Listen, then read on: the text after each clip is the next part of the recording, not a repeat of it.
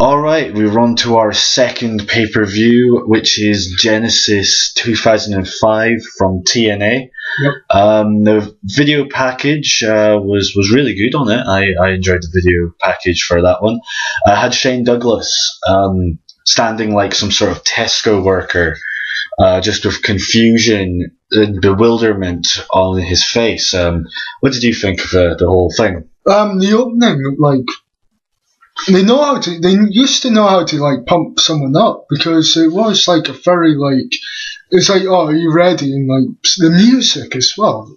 Like, I don't know why. I like openings like that have like weird political type stuff. Yeah. I was more or less just winging it. I was hoping that you'd be able to plant the seed of the opening, because I couldn't really remember. It has been like a few hours since we watched it. It started off with Raven speaking. What? Speaking to who's the boss called? Larry Sabisco. Yeah, about how there's a guy from his past that hates him. Was this like a sort of recurring thing? Do you think? I believe like Larry Sabisco and Raven at the time had like this rivalry going on, and Raven made his like life a living hell at that point. Well, yesterday when I ruined my whole argument by calling Ryback Ryberg, this is kind of like what I'm talking about. I mean, people would say that Raven against the other guy would be ripping off Stone Cold and Vince McMahon, but wrestling does that nowadays, where you're against the boss, and John Cena and John Laurinaitis. Does not mean it's inspired by it. It doesn't mean it's a rip-off. That's what people don't seem to understand. This match, PJ Polacco, also known as Just Incredible. It's quite interesting that Just Incredible was actually part of the Click. Yeah. It was a really good match. It had its sloppy moments, like some of like the striking was sloppy, but that kind of makes it more realistic, in my humble opinion. I quite enjoyed it. There was kendo stick shots as well, which was pretty nice to see. The kendo stick was snapped, and I mean, the guy was a pretty good match. I mean, it's a good opener. I mean, I didn't expect a match like Raven to be in an opening match for TNA. No, really. I was wondering what he had on his stomach. Was that a sword or a scar? Or I think it was a tattoo of like a sword or something. So about that, the Raven's blogs are awesome. Vlogs, I should say, are awesome. I hope he does some more. Next match was Free Live Crew versus Team Canada in some sort of hockey stick match thing. It was pretty dumb. With Kip James as the referee. It's kind of like a cluster stipulation match. Like there's way too much stipulations. Having like not candlesticks, hockey sticks on like a pole. It's kind of stupid in my opinion. I do not really like, Road Dogg or Billy Gunn. It's just the fact that, they're slagging off, bashing the WWE when they're in TNA, and now they're doing the exact same when they're in WWE. I believe Road Dogg's in it. He's a road agent or something like that. I'm not sure if they're slagging off TNA, but well, I mean, I guess it is YouTube. I heard that from unreliable sources at the best of times. Road Dogg, he was on drugs at that point in time. I believe. So they got clean, and now that they got jobs back or something like that. Yeah, pretty much something like that. I didn't really like this match. It was way too repetitive. It almost seemed like they were repeating the same spots. Like, go up to the get the stick, get down. Do like this weird crisscross type thing. That's pretty much all the match was. It wasn't really enjoyable. As you say, it was too repetitive and a bit like what I'm doing here. And there was also like the highlight of the match was Eric Young. Eric Young came in, like put this weird like wrestling, like amateur wrestling head protection thing on his head, and he told off kind of like on the Bash Street Kids kind of style, getting threatened. And wait, did Christian come out before or after Monty Brown versus Jeff Hardy? It was after, I'm sure.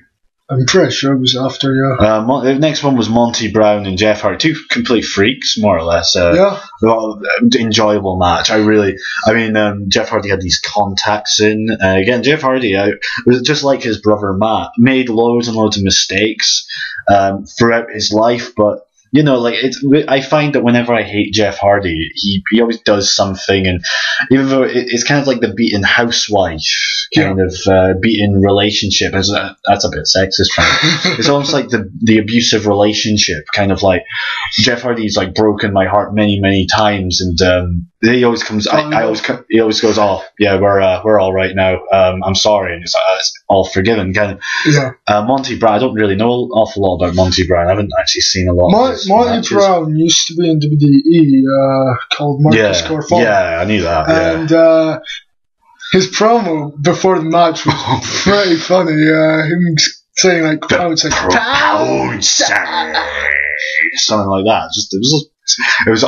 I enjoyed this match. Yeah, and Monty Brown was victorious in this match. He became number one contender because it was a number one contender. Oh, yeah, so it was. With Christian, they were always like going on about how this new guy is the biggest jump in the world ever in existence. And it turned out to be Christian. I liked it, but it could have been on an Impact. But the thing is, like, this promo that Christian cut, like, nowadays, he's generic for TNA. If they acquire an ex-WWE guy, he always goes, "I came here because this has the best competition," and all that jazz and stuff like that. No, so I thought it was good. And then Team Canada came out and was trying to get him to be on their side, and Christian. Well, we find out in the end what Christian decides to do.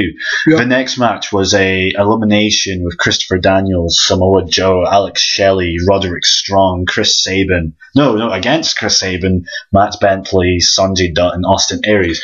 We spent the whole match just talking about this insane. Right, I heard a few people saying that Austin Aries nowadays is a rip-off of CM Punk. This is what I was talking about yesterday when just this. I mean, Austin Aries has always looked like that.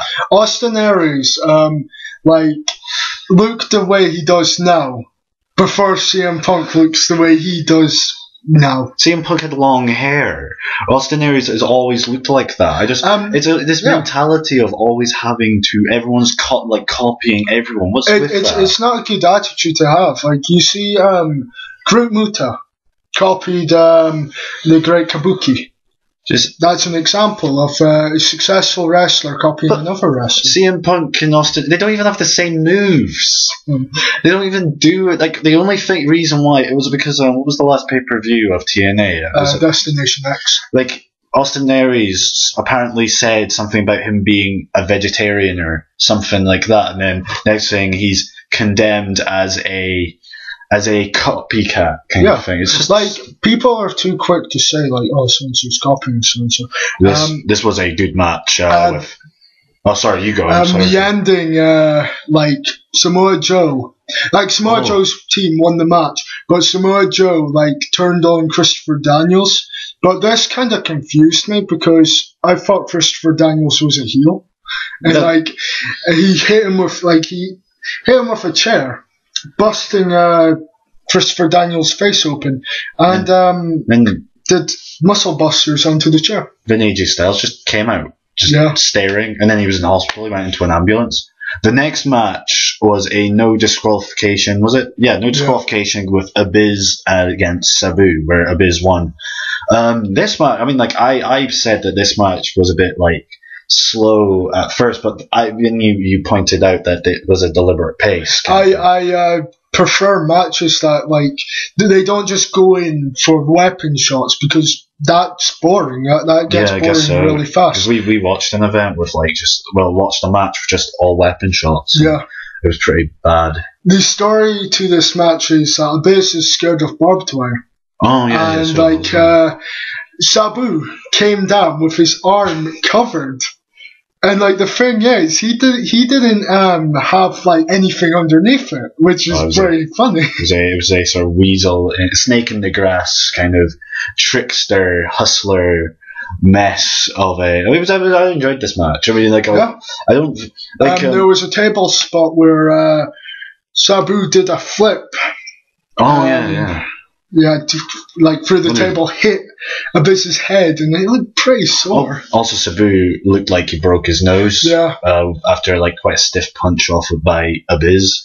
Would not like to be punched by Abyss. Abyss, I mean, that character was the best character of Abyss. The rest of them have just been stupid. I don't not this whole Chris Parks against Adam Parks, is it? I think. I'm not too sure. Dumb. Oh yeah, like the ending was like Abyss, I think, overcame his fear of Bob Dwyer. Right, thanks to and he did a Black Hole Salam to Sabu, and and that was the end. That was the next match. AJ Styles versus Petey Williams in I enjoyed this match. I think this was the best match of the night. Best match, definitely. Yeah, it was. Like a lot of high spots, a lot of like good wrestling. Wrestling you don't seem to get these days from much. No, you don't even get that from TNA. No, not these days. Sucks. I feel like after I've given TNA sort of up and then throughout this whole thing I've been saying I didn't like this, I don't like this. With TNA today, things I do enjoy is the fact that it's wrestling. Like, you see, they don't have, like, their main show is more wrestling based. Yeah. You see WWE Raw, it's just stupid. Like, they try to be funny. I don't find guys like Santino funny at all. I don't think no one over the age of 10 should find Santino funny. It's like when I used to go to parties when I was 6. I didn't even find that stuff funny. Yeah. I'd be going to like primary school like parties at the age of 6, and I'm just like, this isn't funny. They'll take a clown and he like soaks himself in custard and just mess. Horrible. Don't like WWE. Anyway, AJ Styles and Petey Williams, brilliant match. Enjoyed it thoroughly. There was like a bit in the match that looked painful. So AJ Styles did like a flip, like a swanton bomb type move out of the ring, smacked his butt off the guardrail. And then he got suplexed off the apron. Yeah, German suplex into the guardrail. And that looked painful. Nearly broke his shoulders and his back and everything. The story of the match was like Petey Williams wasn't going to get into the Styles clash.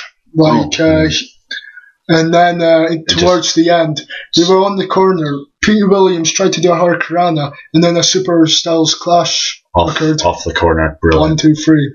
AJ Styles was the winner. The main event was Rhino and Team 3D against Jeff Jarrett and America's Most Wanted. Just vengeance. Just pure vengeance. Like, this was just a brawl. It was just basically 6 guys who hated each other. They didn't try to have a technical match because it didn't warrant a technical match though. Because the storyline, like, they beat them to a pulp and mocked a funeral. A mockery funeral where they were like drunk and urinated and everything. Just coffin. Yeah, just I mean, like, the crowd got into it. Yeah, the crowd. We want tables. The crowd were insane for this match, and I mean, I don't even like Jeff Jarrett, but like I thought he did all right with this one. I thought he was okay. They were trying to set up this spot, like, a bit like the whole SmackDown style thing where he gored Chris Jericho through. Yeah, then it felt James Storm was there, like, and he super kicked Rhino off the stage. Well, one thing that I know about this pay-per-view, probably everyone in the entire world apart from us hated it. That's what I think. This was another one I would happily watch again. Take away Free Life Crew versus Team Canada. That was awful. And so that was that. Any last thoughts? Not really. No, thoroughly enjoyed this show. Oh yeah. At the end, Christian made his decision, and he didn't join Team Canada. Good on him. Yep. Well done, Christian. Even though you're in WWE now. And also you got better intro than he did in ECW. Yeah. It's Christian. Yeah. So who's that? Oh yeah, it's Christian. Alright, well, I'll see you. Bye-bye.